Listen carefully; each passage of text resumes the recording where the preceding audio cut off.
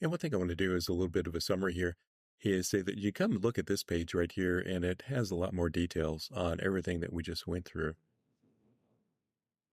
But specifically, I want to note that the reason we use higher order functions is that if it didn't have filter, for example, you would have to write this type of code every time you wanted to filter something. And I wrote this in an object-oriented style, but over here I showed a different way to write that. So if filter did not exist, you would have to write this code every time you wanted to filter something. So it turns out that code like this is much more concise than this monstrosity here and this code over here.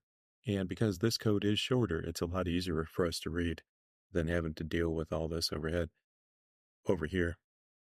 And if you've ever heard the phrase that programmers read code 10 times more often than we write code, having short, concise, but readable code like this, what we call expressive code, is really important to maintaining code. And I discuss that here where I say, humans, we can only keep so much in our brain at one time. So having expressive code is good for our productivity. And Martin Odersky, who created the Scala programming language, wrote about this in his book. And the only thing I want to note here is that he calls these common control patterns. So things like filter and map and find, for each, flat map, etc. These are all considered common control patterns. So somewhere in the history of programming, people look at this type of code and they're like, oh, that's filtering. That's what you're doing right there. And they looked at this code and they said, oh, this one is mapping right here. And I didn't write for each, but if I showed the source code for each, then you'd say, oh, okay, that's for eaching right there. So that's what Martin Odersky means by common control patterns, that these are all built into the Scala types like list and seek and vector and map and so on.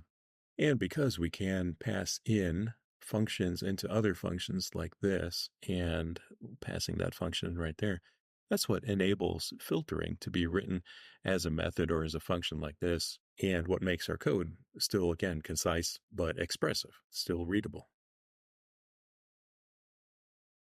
And again, as a very last note on this topic, if you want to see more information like this, come take a look at this URL, and you can tell by this widget right here, this is a pretty long blog post that I have here.